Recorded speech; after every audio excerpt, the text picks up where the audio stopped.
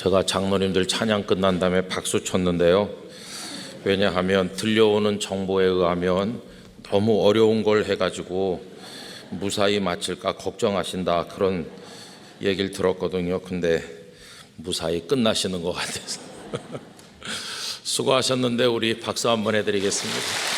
감사합니다.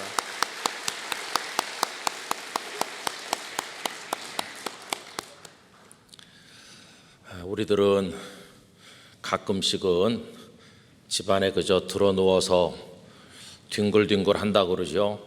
쫓기는 일도 없이 모처럼 편안한 휴식을 즐긴다 이러면서 아침 일찍 일어나서 씻지도 않고 늦게까지 자고 그러는 경우도 가끔씩 있지요. 그러나 여러분, 그게 처음에는 편해 보이는지 모르지만 조금 있으면 온몸이 그냥 좀 찝찝하다 이렇게 표현하죠. 좀 불편한 것 같고, 그렇게 계속 있으면 안 될 것 같은 생각이 들면 이제 벌떡 일어나서 우선 씻는 것부터 시작합니다. 깨끗하게 씻고 나면 새로워진 것 같아요. 그러면 이제 외출도 하고 여러 가지 일들을 시작을 합니다. 그래서 씻어서 깨끗하게 된다고 하는 게 우리 삶에 굉장한 원동력이 되고 얼마나 기쁨이 되는지 모릅니다. 연로하신 어르신들께서 혼자서 삶을 지탱하실 수 없기 때문에 어쩔 수 없이 요양병원에 가시는 분들이 계십니다. 근데 그분들의 고충을 들어보면 제일 어려운 게 씻는 겁니다. 남이 씻겨줘야 씻을 수 있으니 그게 제일 어렵다고들 합니다. 그래 가보면 그 요양병원이나 요양원에서 요일을 정해가지고 무슨 요일 이렇게 목욕하시는 날 이렇게 정했더라고요. 그래서 또 아침부터 목욕하시는 날은 뭐 대대적인 공사가 벌어지는 것처럼 이쪽 방 할머니들 하시고 또 저쪽 방 할머니들 하시고, 이래서 봉사하는 분들이 오셔서 씻기는 일을 하시는 걸 이제 보고 들었습니다. 여러분, 우리가 어렸을 때는 우리 스스로 씻을 수가 없습니다. 그래서 엄마 아빠 손잡고 아장아장 걸어서 목욕탕에 따라가기도 하고 다 씻겨줍니다. 그런데 철들고 큰다는 것은 혼자 씻기 시작했다는 말과 비슷한 말이죠. 언제부턴지 혼자 씻습니다. 그러면서 혼자서 다 하고 나 혼자서 산다 이럽니다. 그러면서 더 이상 씻겨주지 않게 되면서부터 부모님과 거리가 조금 멀어지고 어색해집니다. 오히려 자기 마음껏 물 끼얹고 씻는데 아버지가 들어오려고 그러면은 아버지 나 목욕 중이에요 이러면서 못 들어오게 합니다. 거리가 조금 서먹서먹해지고 그러지 않습니까? 그러다가 이제 나이가 많아지면은 그 다음엔 또 어쩔 수 없이 남에게 씻김을 받아야 될 때가 오는 것입니다. 여러분, 우리의 육체는 가끔은 내가 씻고 또 가끔은 남에게 씻김을 받으며 살다가 인생이 끝나도록 되어 있는데, 우리 영혼은 어떤 것일까요? 우리의 영혼은 단 한 번도 단 한 사람도 스스로 씻을 수 없습니다. 우리의 영혼은 언제나 씻김을 받아야 되는데 우리를 씻어주시는 분은 오직 한 분, 우리 주님뿐이십니다. 여러분, 오늘 읽은 말씀 중에 보면 어저께 아침에는 말씀이 그 10사람의 나병 환자에게 떨어졌을 때 제사장에게 가서 보이라 하셨을 때 이들의 마음속에 말씀에 대한 반향이 일어나면서 그들이 제사장에게로 갔다고 그랬죠. 우리 주님께서는 그들의 병을 먼저 고쳐주시고 나서 제사장에게 보내신 게 아니라고 그랬습니다. 그냥 그대로 이 병들어 있는 그 마음 아픈 상태로 그대로 보내셨는데, 이 말씀이 그들의 마음에 파문을 일으키고 그래서 앞서거니 뒤서거니 하면서 제사장에게로 가게 되었는데, 오늘 말씀은 가다가 깨끗함을 받은지라 이렇게 되어 있어요. 그래서 여러분, 그들이 이제 가는 거에 관해서 말씀이 떨어졌을 때 그 마음속에 반응이 일어나는 성령님의 역사에 관해서 어제 새벽에 우리가 감사해야 된다고 말씀을 드렸습니다. 근데 오늘 아침에 우리가 생각하려고 하는 것은 가다가 그 도중에 보니까 깨끗해진 것이. 여러분, 오늘 말씀을 그들이 병이 이렇게 온전해진 것을 여러 가지 다른 단어로 표현할 수 있어요. 가다가 뭐 나으니라 이렇게 할 수도 있고, 가다가 강건하여졌다 이렇게 표현할 수도 있고, 가다가 어린 아이처럼 됐다 이렇게 표현할 수도 있고, 이들이 나았음을 여러 가지 다른 단어를 사용해서 이야기할 수 있는데, 오늘 본문은 그런 단어들을 사용하지 아니하고 깨끗해졌다는 단어를 쓰고 있습니다. 여러분이 깨끗하다고 하는 헬라어 단어 카타리조라고 하는 것이 70인역 성경에서는 한 115번 정도 나온다고 합니다. 다 신구약 통틀어서. 근데 우리 오늘 성경에 근거가 되고 있는 신약 성경 텍스트에는 한 30여 회 정도 이 단어가 사용됐어요. 이게 카타리조라고 하는 것인데 깨끗하게 정결하게 한다. 여러분, 병이 나은 건데 왜 나았다, 강건하게 되었다 이런 표현보다는 깨끗하게 되었다 이런 표현을 썼을까요? 성경에서 깨끗하다 하는 이 단어는 여러 가지 의미를 가지고 있습니다. 우선 첫째는 죄가 씻겨지는 걸 말합니다. 죄가 씻겨지는 거. 여러분들이 성경 말씀을 찾아보길 원하는데요, 요한 1서 말씀을, 우리 중요한 말씀이니까 같이 찾아보길 원합니다. 요한 1서 1장 말씀, 요한 1서 1장 7절입니다. 제 성경은 388면 정도에 있는데요, 요한 1서 1장 7절 우리 다 같이 큰 소리로 읽겠습니다. 그가 빛 가운데 계신 것 같이 우리도 빛 가운데 행하면 우리가 서로 사귐이 있고, 그 아들 예수의 피가 우리를 모든 죄에서 깨끗하게 하실 것이요. 아멘. 바로 여기 예수님의 피가 우리를 모든 죄에서 깨끗하게 하실 것이요 라고 했을 때, 요 깨끗하게 하신다 요 단어가 역시 카타리조입니다. 이 나병 환자들이 깨끗해졌다고 할 때와 똑같습니다. 그러니까 우리 주님은 우리를 깨끗하게 하시는 분이신데 죄로부터 깨끗하게 하신다 하는 것이, 우리의 심령은 주님의 피가 깨끗하게 하지 않으면 무엇으로부터도 깨끗할 수 없는 것입니다. 그 다음에 두 번째로 우리의 행실을 깨끗하게 하신다 하는 뜻이 있는데요, 에베소서 5장으로 가보시겠습니다. 에베소서 5장 26절입니다. 에베소서 5장 26절 다 같이 읽도록 하겠습니다. 이는 곧 물로 씻어 말씀으로 깨끗하게 하사 거룩하게 하시고. 아까는 예수님의 피가 우리를 깨끗하게 하신다는 거죠. 죄를 씻어 주심으로. 근데 여기는 무엇이 깨끗하게 해준다고요? 말씀이 우리를 깨끗하게 하셔서, 그래서 어떻게 만드십니까? 거룩하게 만드시는 거예요. 여러분, 이건 죄가 씻겨진다는 의미보다는 말씀으로 씻어서 깨끗하게 하셔서 거룩하게 한다는 것은 이제 우리의 삶이 변해서 거룩해지는 걸 말하는 거죠.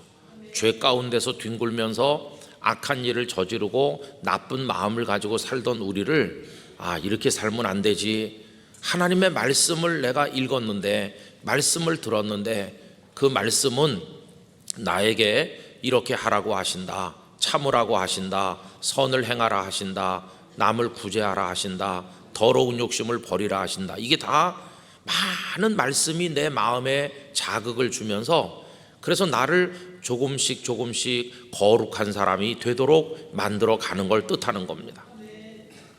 그럼 여러분이 카타리조라고 하는 이 동사가 어떤 이제 영적인 의미를 가지느냐 하면, 단절된 하나님과의 관계를 회복시켜 준다는 뜻이 그 속에 들어 있습니다.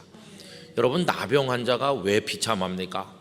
우선은 이 몸이 썩어 들어가는다고 하는 이게 비참한 건데, 그들에게 더 견딜 수 없는 고통 가운데 하나는 쫓겨난다는 겁니다. 쫓겨난다는 거는 가까이 오지 말라는 뜻이고 이제는 그 관계가 끊어졌다 그런 뜻입니다. 아무리 대단한 사람도 쫓겨납니다. 여러분 민수기 12장 말씀에 읽어보면 모세가 구스 여자와 결혼을 한 문제를 두고 그의 형님과 누이인 아론과 미리암이 모세를 막 이렇게 공격하잖아요. 근데 모세는 지면의 모든 사람보다 온유해서 가만히 있었다고 그랬습니다. 근데 하나님께서 개입하셔서 그 아론과 미리암을 꾸지람하시죠. 그래 너희들도 선지자지. 그러나 아무리 너희들이 선지자고 내가 너희들에게 꿈이나 환상이나 이런 것들로 계시를 하긴 하지만 아무리 너희들이 내 종이라 하더라도 모세하고는 차원이 달라. 모세는 시시하게 꿈이나 뭐 이런 걸로 내가 계시하는 사이가 아니라 모세는 나랑 얼굴 마주 보면서 대화하는 사람이야. 근데 너희가 감히 모세에게 이렇게 하다니 하면서 하나님께서 그들을 꾸지람하십니다. 그리고 하나님께서 진노하시는 증거가 뭐로 나타났느냐 하면 그 미리암이 온몸에 나병이 확 퍼진 겁니다. 여러분 미리암이 모세의 누이 아닙니까? 모세가 갈대 상자에 띄워져서 있을 때 태어나가지고 어떻게 되나 하고 지켜본 사람이 미리암이었고 공주가 와서 모세를 건졌을 때 쫓아가서 유모를 소개해 드릴까요? 이랬던 사람이 미리암 아닙니까? 모세에게는 누이라기보다는 어머니 같은 존재고 얼마나 힘이 된 여성입니까? 로얄 패밀리죠. 그리고 이스라엘 백성들이 다 모세 함께 아론과 미리암을 귀하게 여겼을 텐데 일단 나병이 퍼지니까 뭐 미리암이고 뭐고 인정사정 없어요. 당장 진 바깥으로 쫓겨나갔다. 여러분 이게 무서운 단절을 뜻하는 겁니다. 그러니까 나병이 걸린 사람은 쫓겨나는 존재가 되다 보니까 이제는 사람들과도 같이 있을 수 없고 가장 치명적인 것은 하나님 앞에 갈 수 없게 됐다는 것입니다. 하나님으로부터 멀어진 떨어진 존재가 됐어요. 12해를 혈루증으로 앓던 여자, 그 여자가 불쌍한 것은 남편에게도 버림받았을 가능성도 많고 또 성경에 있는 대로 가진 재물을 다 썼지만은 병이 더 깊어져서 육체적 고통과 마음의 고통이 심한 것도 있지만 혈루 흔적이 있는 사람들은 하나님 앞에 갈 수 없는 거예요. 부정하다. 그래서 하나님과의 단절입니다. 근데 여러분 오늘 이 땅에 사는 우리 모두는 죄로 인해서 영적 나병 환자가 되었고 하나님으로부터 쫓겨나는 거죠. 그걸 보여주는 상징적 사건이 아담과 하와입니다.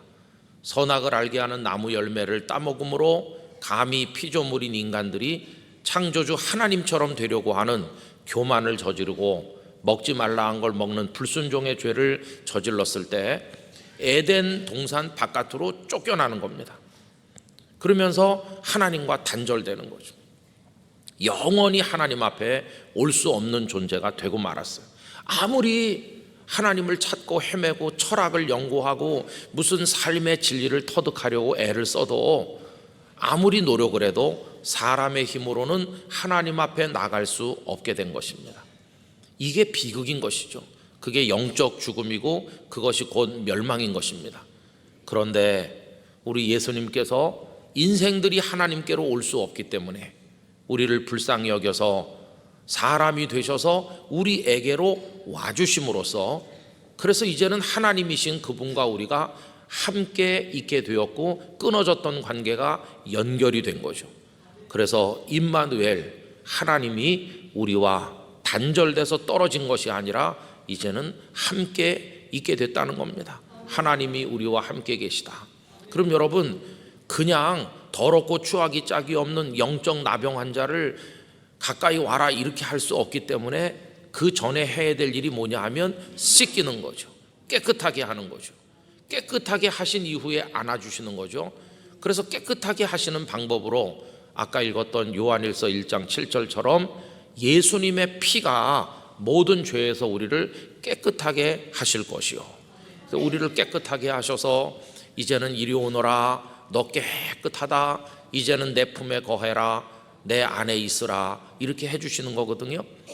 그래서 여러분 우리가 하나님 전상서를 쓴다고 할 때 감사할 일이 천 가지 만 가지 많지만 가장 감사한 것은 나를 씻어주신 것입니다. 깨끗하게 해주신 것입니다. 죄로부터 깨끗하게 해주신 하나님께 우리 영락의 성도들 크고 또 큰 감사와 찬송을 올려드리시게 되기를 바랍니다. 이 은혜를 망각하면 안 됩니다. 그리고 아까 에베소서 5장 26절 말씀처럼 말씀으로 우리를 깨끗하게 하셔서 거룩하게 하신다. 말씀이 내 양심을 찔러서 거짓말하던 사람이 거짓말 안 하고 훔치던 사람이 훔치지 않고 더러운 거 먹고 마시던 사람이 끊고 남을 미워하던 사람이 사랑하게 되고 그리스도인의 삶이 점점 거룩해지는 거, 성화되는 거, 이게 얼마나 놀라운 하나님의 은혜인지 우리가 이것에 대해서 하나님께 감사를 드리지 않을 수 없는 것입니다. 여러분, 우리 그리스도인들 세상 사람들이 많이 욕하지만 여러 가지 해보면요, 그래도 그리스도인들이 상대적으로 깨끗하죠. 저는 많은 그런 자료들을 본 적이 있는데 미국의 어느 유명한 의사가 크리스찬 환자들과 그렇지 않은 환자들을 비교 조사한 것도 많이 있어요.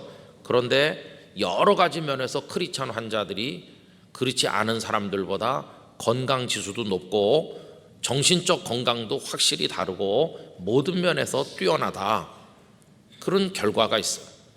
그리고 또 부부 생활, 결혼 생활도 잘 믿는 신실한 부부가 가정을 이루게 되면 이혼율이 저 밑에 바닥인데 그렇지 않은 사람들은 얼마나 많이 이혼을 하는지 모른다, 뭐 그런 것도 있어요.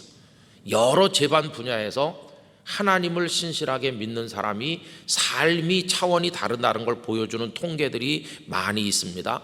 어떻게 그럴 수 있나? 말씀에 도전을 받으니까요. 말씀이 깨끗하게 해서 날마다 거룩하게 되도록 은혜를 주시기 때문이죠. 그래서 오늘 아침에 제가 우리 성도님들께 드리고 싶은 말씀은 우리를 깨끗하게 하시는 주님의 은혜, 그것에 대한 감사를 드리며 살자고 하는 것입니다. 그래서 늘 정결케 된 기쁨으로 하나님으로부터 끊어졌던 내가 이제는 언제든지 하나님을 부르며 아바 아버지라 하면서 하나님의 품 안에 거하는, 하나님과 연결된 이런 하나님의 자녀가 되게 해주신 그 은혜가 얼마나 큰지. 근데 우리 한국의 성도들 이 본질적 감사가 많이 상실된 것 같아요. 보면은 주님, 나 같은 죄인을 구원해 주셔서 감사합니다, 나를 씻어주시고 깨끗게 하시고, 이 감사가 최고여야 되는데 우리는 그냥 이번에 뭐가 생겨서 감사해요, 그런 감사가 많아요. 어떤 목사님이 농담하면서 교회에서 서리 집사 임명해서 집사 임명했더니 집을 사더라고. 그러면서 목사님 우리 집 샀어요, 그러면서 와서 감사 예배 드려주세요. 그래서 처음에 집 샀을 때는 기뻐서 가서 감사 예배 드렸는데 2, 3년 후에 또 집 샀어요. 그래가지고 또 가서 감사 예배 드리고 한 3번 하니까 화가 났대요. 왜냐하면 집만 사냐? 집사 된 거는 집 사라고 집사 임명해 준 게 아니고 집 좀 그만 사고 그 집 살 돈으로 봉사도 좀 하고 헌신하라고 그러는 건데, 내 집만 사니까 그러려면 집사 관둬라, 이렇게 농담을 했다는 거예요. 근데 우리들은 집을 사면 감사하고, 저는 차를 사신 분이 감사하다고 와서 기도받은 적이 있습니다. 그때는 차가 그렇게 귀할 때죠. 그러니까 요즘처럼 흔하지 않을 때인데 그 집사님 이름이 지금 생각이 잘 안 나는데 하도 오래돼서 차 샀다는 거예요. 그래가지고 교회 마당에 왔는데 목사님 목양실에 계시면 좀 내려오라고, 그래갖고 내려갔죠. 그랬더니 집사님 차 샀는데 어떻게 교회로 오셨어요? 했더니 기도 받으려고 왔다는 거예요. 그래서 이해가 됐어요. 이 차를 타고 다니는 동안에 사고 나면 안 되고, 그죠, 감사하지, 기도합시다 이렇게 하니까 그렇게 하면 안 된다는 거예요. 그럼 어떻게? 타고 기도해 주셔야죠. 그래서 이제 제가 조수석에 타려고 하니까 그렇게 하지 말고 목사님이 운전석에 오라는 거예요. 제가 운전석에 앉았죠. 당신은 조수석에 탔어요. 기도하겠습니다. 그러니까 그렇게 하시면 안 된대요. 그럼 어떻게 기도해요? 두 손으로 핸들을 꽉 잡고 차에다 안수기도 하면서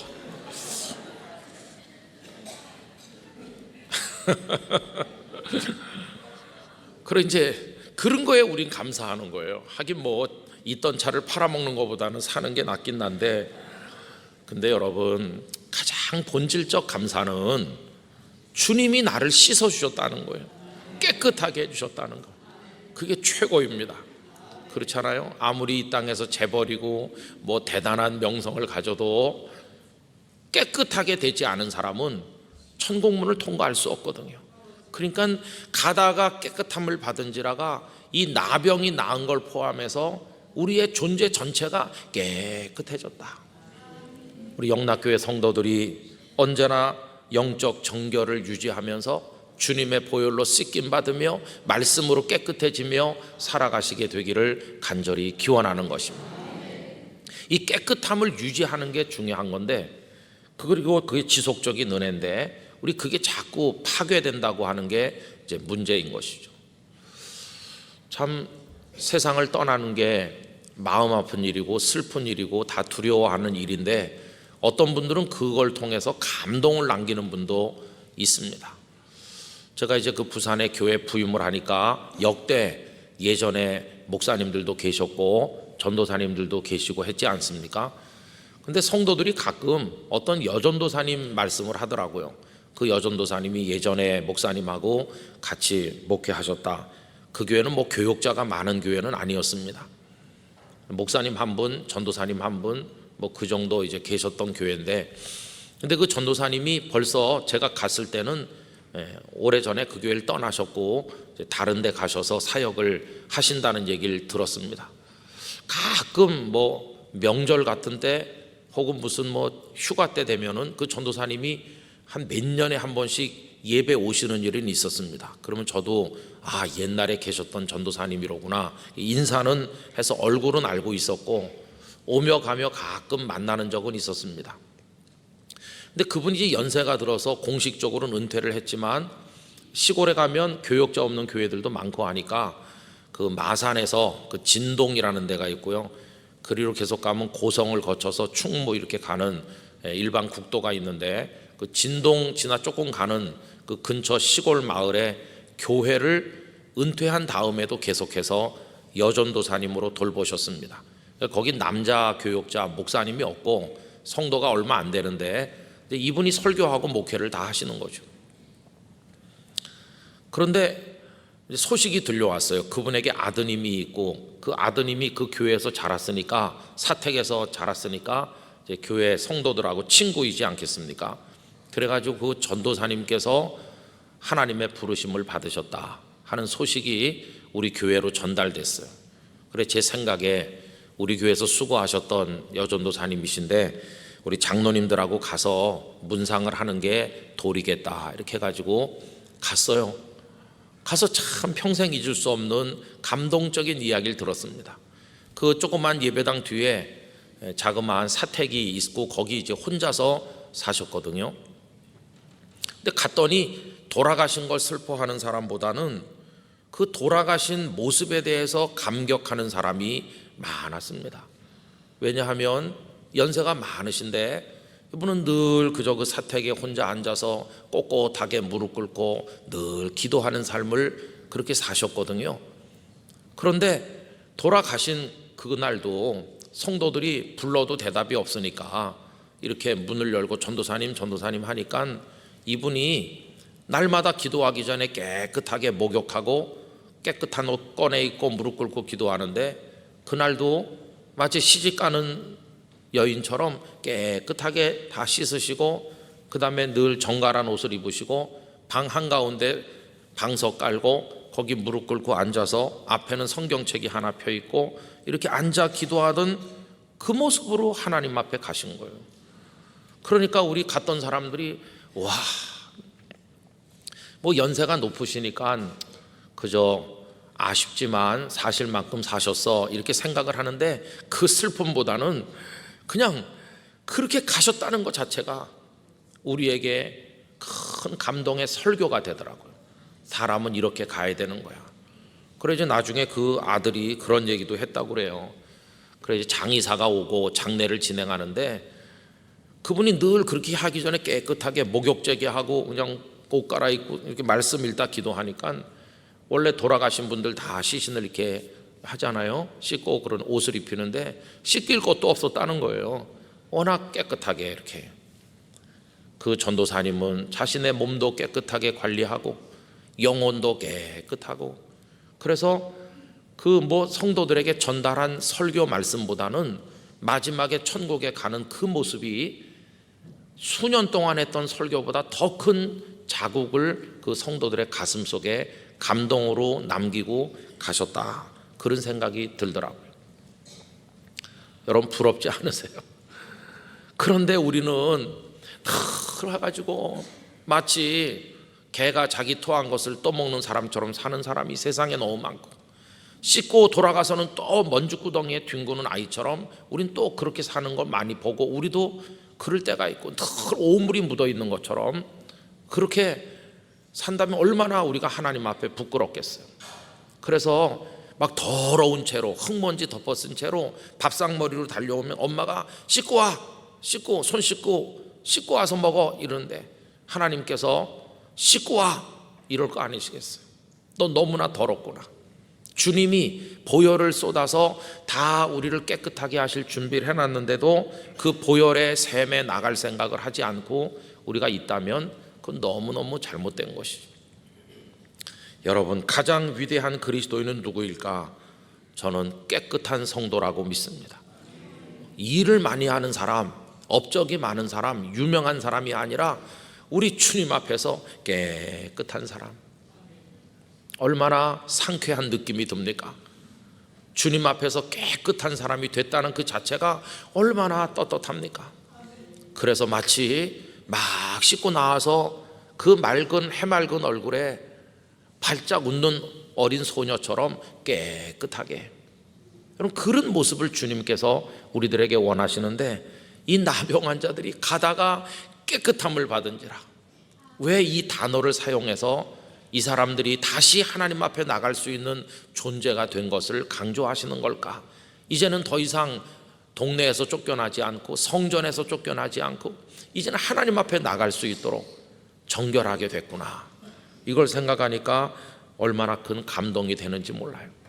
여러분, 우리가 늘 아바 아버지를 부릅니다마는 우리 중에 자격 있어서 아버지를 부르는 사람 한 사람도 없습니다.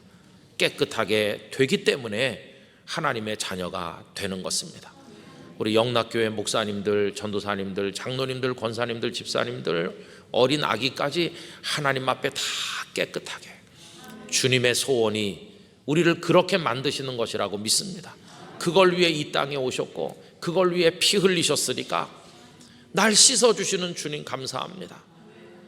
좀 컸다고 아빠 이제 나 혼자 목욕해 이러면서 아빠를 쫓아내는 그런 철없는 녀석이 되지 말고 아빠 등 좀 밀어주세요 하는 아이처럼 주님 저 깨끗하게 해주세요. 그리고 깨끗하게 해주셔서 감사합니다 그러면서 찬양하고, 영락교회 전체가 깨끗하길 원합니다. 여러분, 큰 교회는 우리 영락교회보다 성도가 훨씬 많은 교회들은 많이 있지요. 그러나 깨끗한 교회, 주님이 찾으시는 교회, 그런 교회 어디 있을까 할 때 우리 영락교회가 저 뒤로 밀리면 안 되고 모든 성도들의 영혼과 언행심사와 삶의 모든 것이 깨끗해서 저기 저 교회 막 목욕하고 나온 사람처럼 깨끗하다, 내 마음에 든다 할 때 영락교회가 그 속에 포함되기를 간절히 원하는 것입니다. 부서에서 우리가 일할 때 또 봉사하고 섬길 때 다 깨끗해야 됩니다. 형제 자매를 대하는 마음이 깨끗해야 되고, 교회 재정이 수백억을 우리가 헌금해서 봉사하고 사용하는데 1원짜리 하나에도 깨끗해야 됩니다. 물질에 깨끗해야 됩니다. 특별히 하나님의 집에서는. 여러분, 교회 재정은 주님의 것입니다. 우리가 10,000원을 받아서 쓰고 50원 남았는데 50원을 반드시 교회에다 반납을 해야 되는 겁니다. 아, 이거 뭐 푼돈인데. 아닙니다. 교회 것은 깨끗한 것입니다. 우리가 신학교 다닐 때 임택진 목사님, 전 총회장이시고 존경받던 목사님이셨죠. 그분이 3년 동안 목회자의 도리에 관해서 우리를 가르쳤습니다. 한 주간에 1시간씩. 근데 임 목사님 그런 얘기했어요. 교회에서 목사님들에게 뭐 컴퓨터를 필요하니까 사주기도 하고, 예를 들면 의자를 사주기도 하고, 교회에서 이제 목회 필요한 거 사주잖아요. 볼펜도 교회에서 사서 쓰라고 이렇게 주고 그러죠. 그러면 그 목사님이 그 교회에서 떠날 때는 볼펜 한 개 가져가면 안 된다. 교회에서 주님의 교회 용도로 해서 목사님께 드렸던 거는 다 교회 거지, 그거 가지고 가면 안 된다는 거예요, 그 목사님. 왜냐하면 그건 도둑질이라는 것이. 그런 것부터 시작을 해서 어떻게 목회자가 교회에서 일할 때 깨끗하게 해야 되는지, 제가 그 목사님께 많이 배운 게 깨끗하게 하는 것입니다. 깨끗한 목사, 여러분 이게 얼마나 중요합니까? 그렇죠? 무슨 뭐 대단한 부흥을 이루지 못했고 대단한 일을 많이 못했다 할지라도 깨끗하게 하나님 앞에서 머물다가 사역을 끝내고 인생을 마치고 하나님 앞에 갈 수 있다면 얼마나 좋아요. 그런데 여러분, 깨끗하게 되는 건 나 혼자 씻는 게 아니라고 그랬으니까 주님 저 좀 씻어주세요. 주님은 기뻐하실 거예요. 왜냐하면 씻어주시러 오셨으니까. 씻어주시려고 오셨는데 문 밖에 세워놓으면 안 되는 것이죠. 그래서 여러분, 이미 우리를 깨끗하게 하셨고 앞으로도 깨끗하게 하실 우리 하나님 앞에 감사하며 살아가게 되기를 원합니다.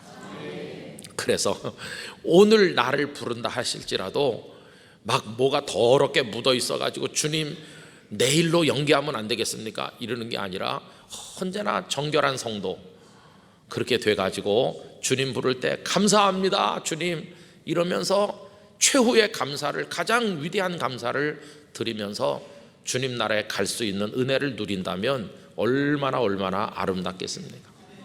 오늘 새벽에는요, 우리를 깨끗하게 하시는 주님의 은혜 여러분 감사하시기를 바랍니다.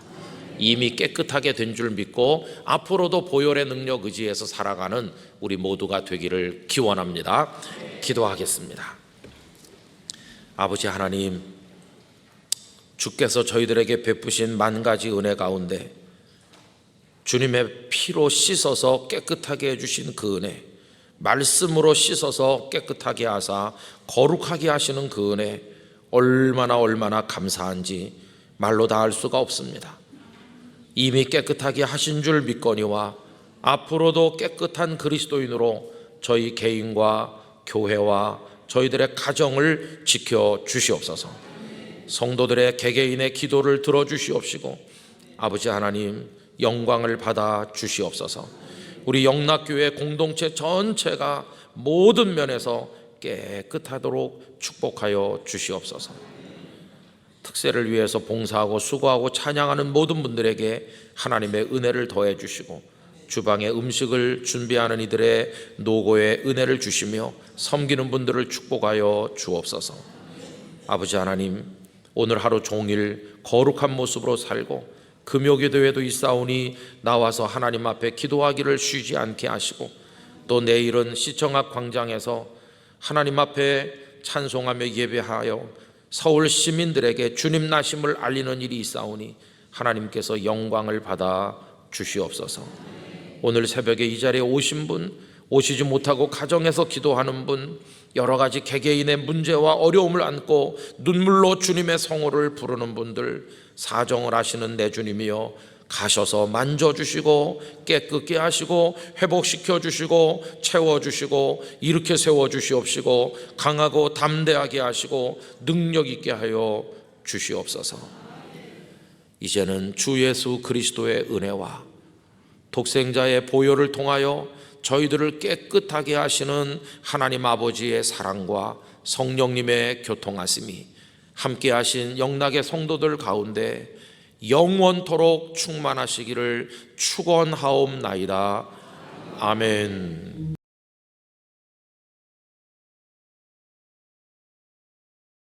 할렐루야. 이 새벽에 우리를 모아주신 하나님께 영광을 올려드립니다. 한 주간 동안 주차 봉사해 주신 분들, 주방에서 음식을 만드신 분들, 또 시간마다 찬양을 올려주신 많은 분들께 감사를 드립니다. 우리 교역자들도 괜찮죠? 사실은 매일 하고 싶지만 우리가 매일 하면 위협을 느낄 분들이 많을 것 같아서 우리 목사님, 전도사님들 두 가지를 먹고 사는 사람들이라고 할 수 있습니다. 하나는 하나님의 은혜를 먹고 살고, 또 다른 하나는 성도님들의 기도를 먹고 사는 사람들이 우리 교역자들입니다. 목사님들이나 전도사님들, 저를 포함해서 훌륭하거나 완전해서 부름받은 사람은 아무도 없습니다. 오히려 그 반대인 경우가 많습니다. 이렇게 생각을 해봤어요. 왜 하나님께서 나를 목사로 부르셨을까? 이렇게 생각을 하니까 이런 생각이 들더라고요. 야, 네가 목사 아니었으면 한 주일도 안 빼고 교회 갔겠냐? 목사니까 교회 갔지. 제가 전도사 부목사로 섬기던 교회에 담임 목사님께서 해외에 여행을 가실 일이 있으셔서 한 달 정도 비우신 적이 있었는데요. 거기 여전도사님께서 주일 저녁에 성도들이 오셨는지 안 오셨는지 출석을 체크하는데, 전도사님 테이블은 이만치 있고 전 이쪽에 있었거든요. 쭉 체크를 하시면서 지나가는 말로 하시는 거예요. 이 박위근 씨가 한 번도 안 빠지는 사람인데 왜 이렇게 한 달씩 안 나오지? 이러는 거예요. 그 박위근 씨가 우리 교단의 총회장을 지나신 그때 그 담임 목사님이시거든요. 담임 목사님 가신 거를 깜빡 잊어버리시고 전도사님이 박위근 씨가 한 번도 안 빠지는데, 그래서 교역자실에 있던 우리 모두가 배꼽을 빼고 웃었습니다. 근데 목사님들이 주일 예배를 빼먹겠어요. 또 이런 생각도 들었습니다. 네가 목사 안 됐으면 11조 안 떼먹고 꼬박꼬박 냈겠냐? 글쎄, 제가 나이롱 서리 집사였으면 11조도 빼먹고 주일 예배도 빼먹고 놀러 가고 그랬을 가능성이 농후하잖아요. 그런데 목사 됐기 때문에, 목사가 뭐냐 하면요, 하나님이 목을 잡고 너 까불면 죽을 줄 알아. 이게 사자가 죽을 사자래요. 그래가지고 끌고 다닌대요. 그러니까 꼼짝없이 새벽기도 오고 주일 예배 드리고 헌금 드리고, 그래놓고 생각해 보니까 그냥 놔두면 이거 예수님도 변변히 못 믿겠어. 그냥 내버려둬 갖고는 아무것도 안 되겠어. 너는 천상 목사가 돼야 되겠어. 이래서 부르셨구나. 그러니까 훌륭해서 부름받은 게 아니고 못나고 부족하니까 오히려 사랑하셔서 부르셨구나. 이렇게 생각을 하니까 목사 됐다는 것이 감사한 생각이 들었거든요. 여러분, 우리 교육자들이 절대로 훌륭해서 부름받은 거 아님을 알고 있습니다. 아까 부른 찬양이 그 고백을 담고 있다고 생각합니다. 우리를 지으시고 부르시고 보내시는 분이 하나님이시고 그 모든 일이 하나님의 은혜입니다. 그래서 우리 교육자들에게는 하나님의 은혜가 꼭 있어야 되고 성도님들의 기도가 있어야 되니까 여러분들이 많은 기도를 드려주시길 바라고, 또 부서에 소속되신 분들은 부서 목사님, 전도사님들, 교구에 계신 분들은 교구의 목사님, 전도사님들을 많이 사랑해 주시고 위해서 기도해 주시기를 부탁을 드리겠습니다.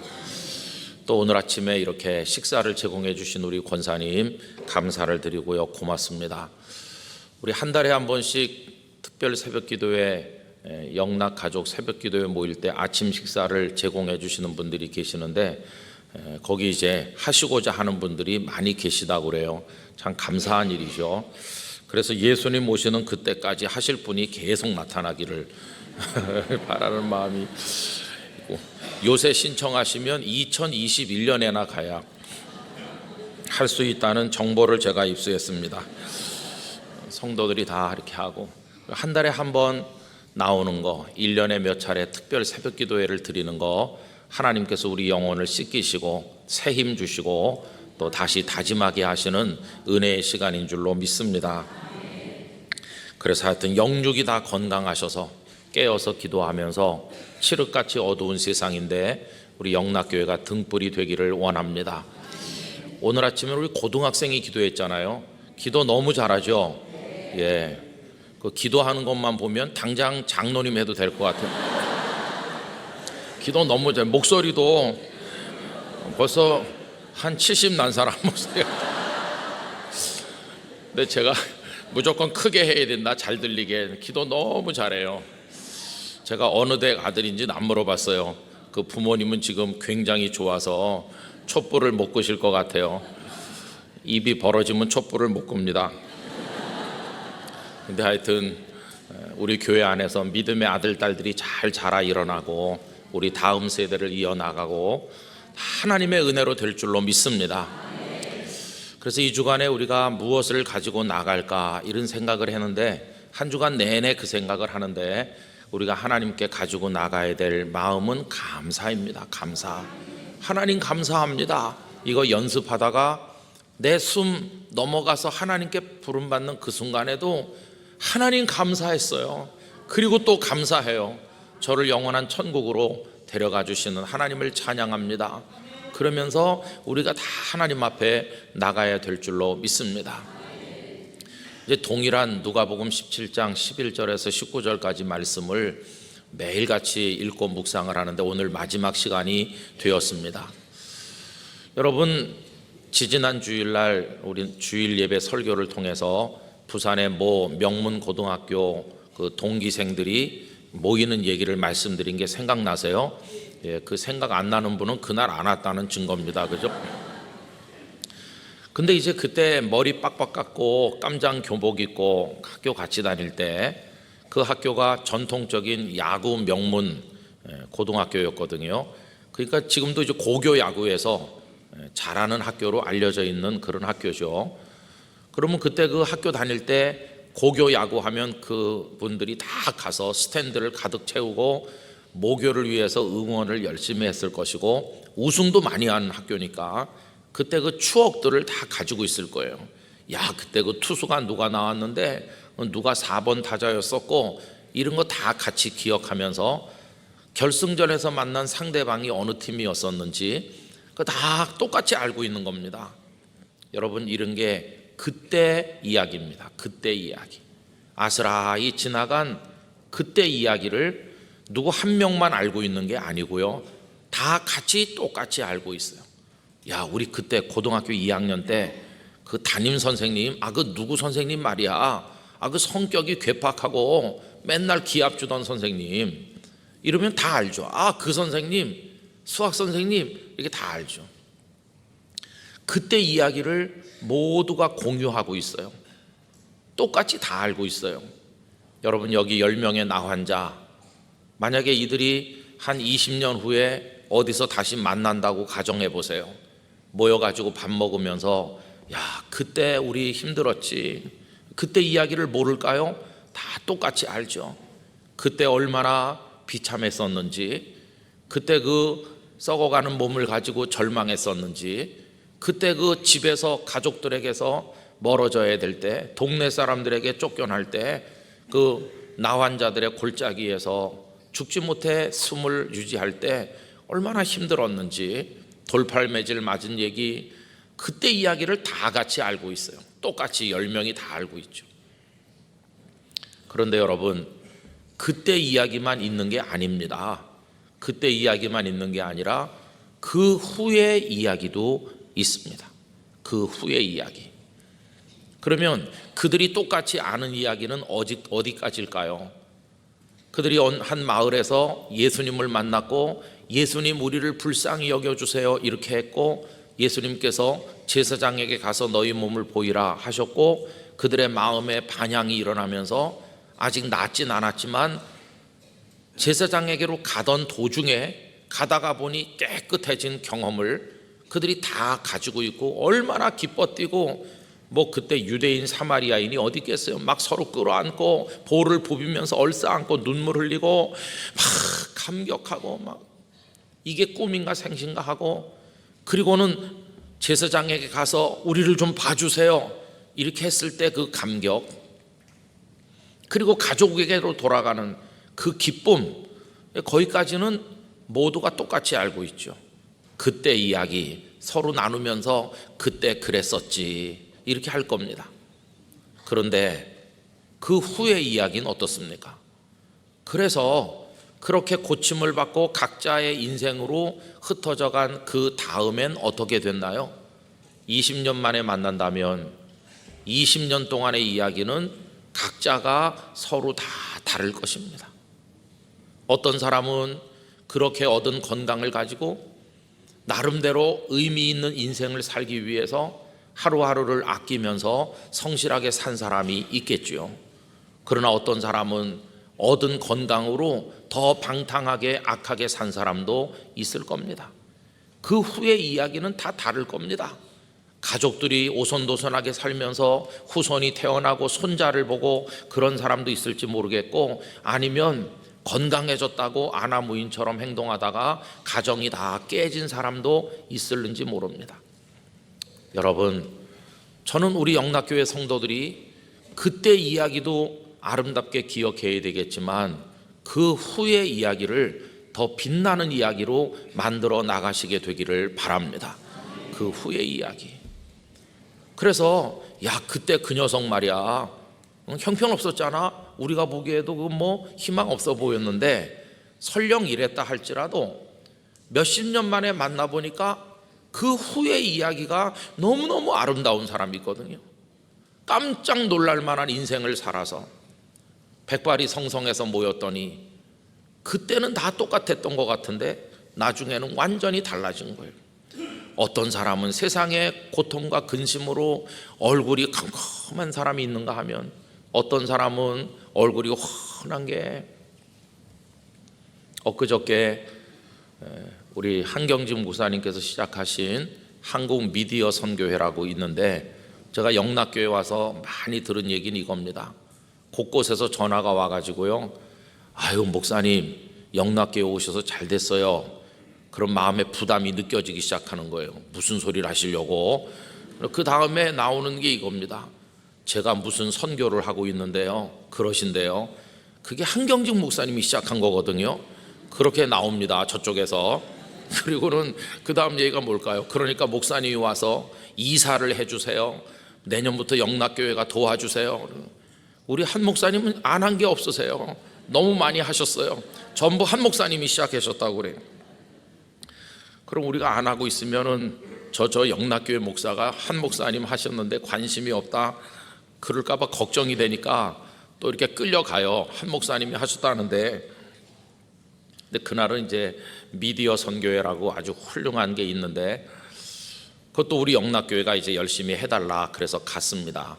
갔더니 박조준 목사님도 오시고, 또 뭐 인천 순복음교회 최성규 목사님께서도 오시고, 또 김명영 목사님, 우리 한 목사님이 남한산성에 계실 때 목사님께서 자네가 나를 찾아온 사람들 중에 제일 많이 온 사람이야, 그런 말씀을 들었을 만큼 자주 가신 그 김명영 목사님도 오셨고, 그리고 그 우리 교계에서 유명했던 길자연 목사님이라고 계셔요.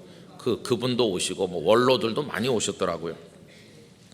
그래 이제 앉아가지고 밥도 먹고 얘기도 하는데 길자연 목사님이 저를 가만히 이렇게 쳐다봐요. 제가 부산에 있을 때 오래전에 집회도 한번 해주신 적도 있고 그런데 아마 그분은 잘 기억을 못하겠죠, 오래돼서.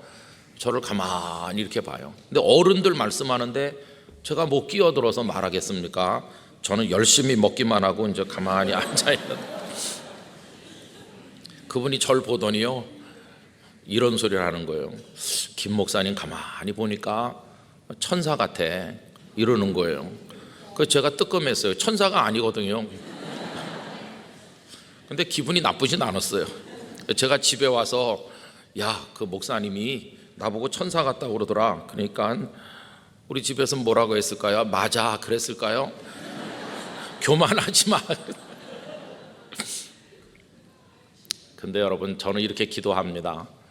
앞으로 세월이 더 많이 지나면 더 늙겠죠. 더 늙고 다리도 아프고 더 쪼글쪼글 우리 늙을 거예요. 그러나 그 후의 이야기가 도대체 어떠했기에 저렇게 얼굴이 평화로울까? 어떻게 저렇게 아름다울까? 하나님, 저 그렇게 보여지다가 하늘나라 가고 싶습니다.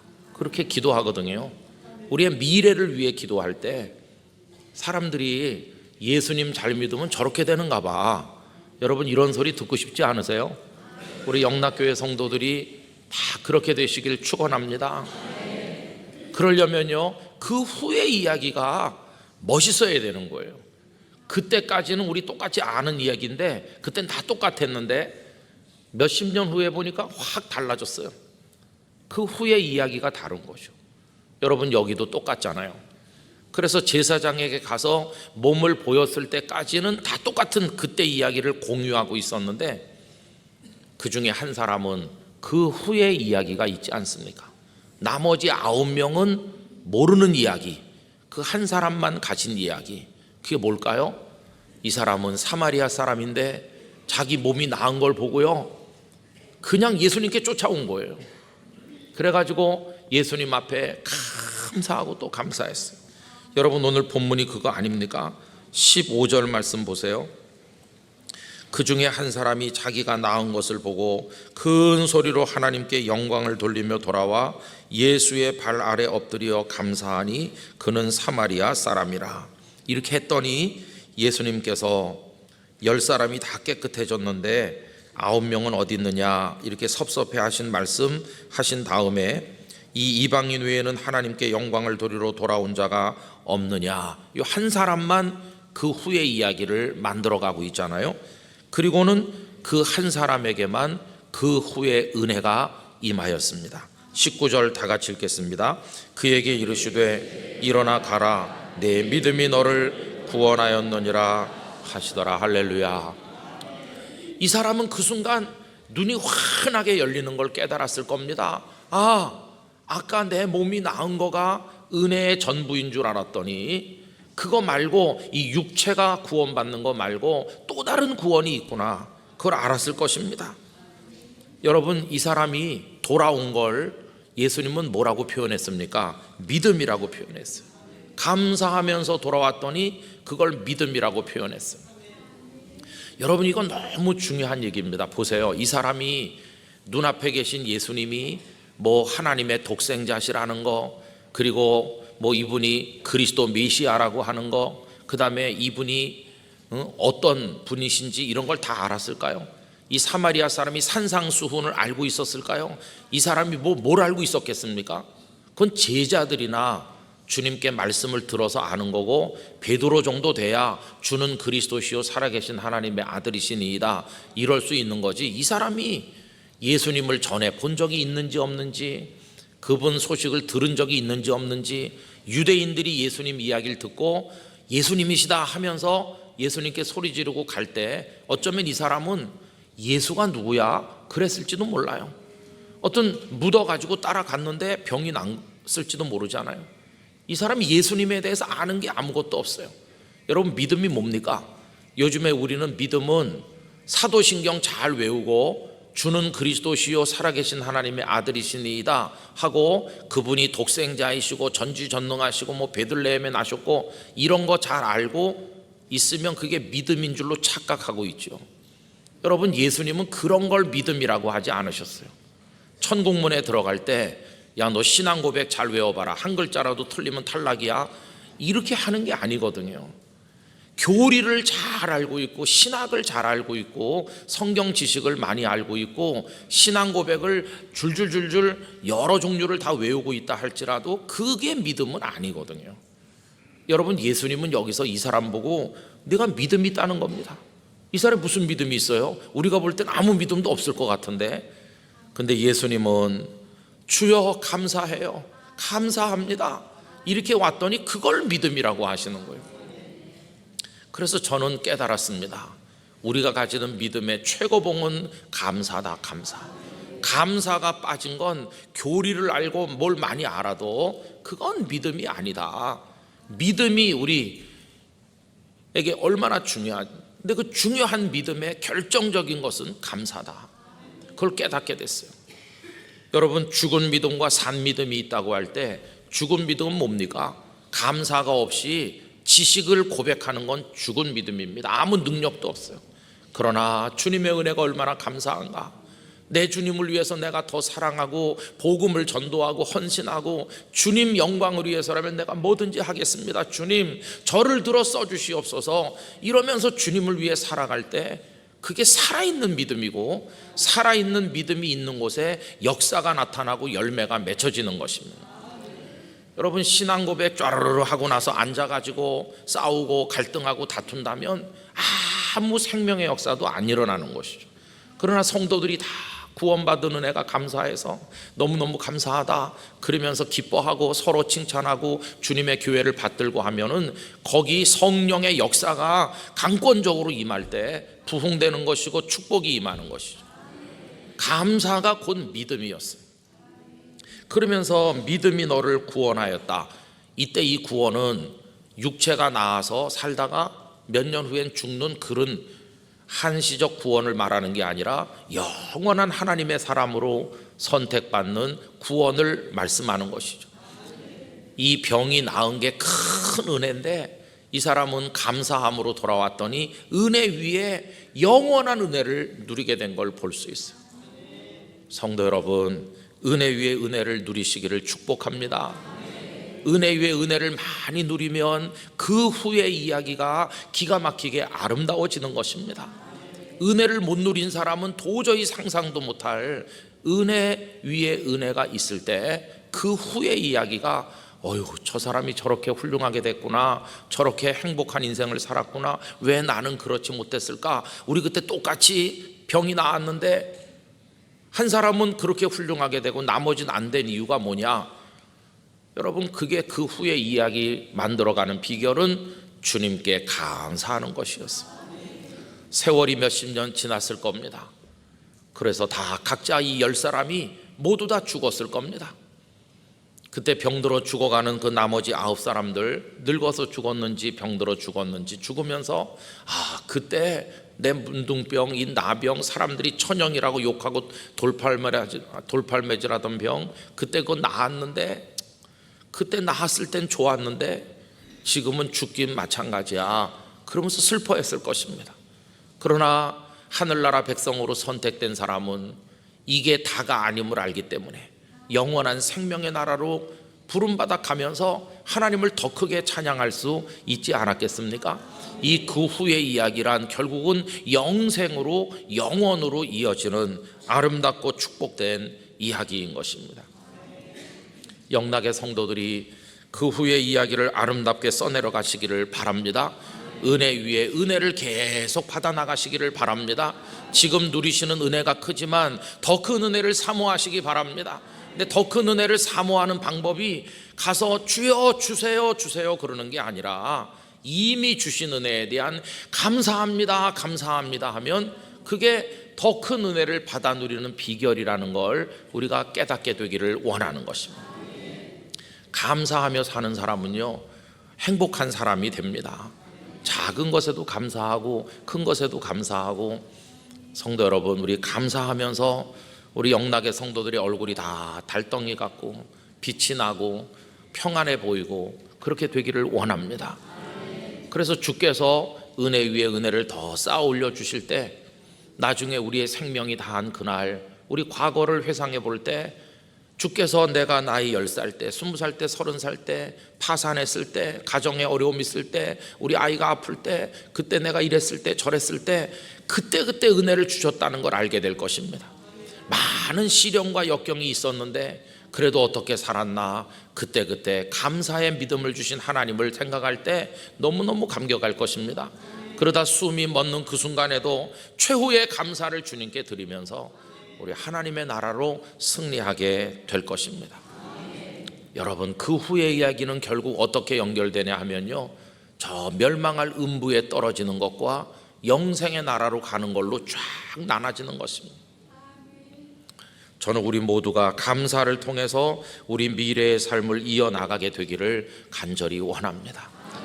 그래서 우리 영락교회 안에서는요, 입만 열면 감사합니다, 안내하시는 분이 주보 주면 감사합니다, 그렇게 하면 주보 나눠주는 집사님이 감사할 거야 아마, 이렇게 하는 게 아니라 이렇게 와주셔서 감사합니다, 이렇게 그렇게 하고, 찬양대원들 찬양해 주셔서 감사하고, 그럼 또 찬양대원들은 그렇지, 우리가 감사를 받을 만하지, 이러지 말고 들어주셔서 감사합니다. 그러죠.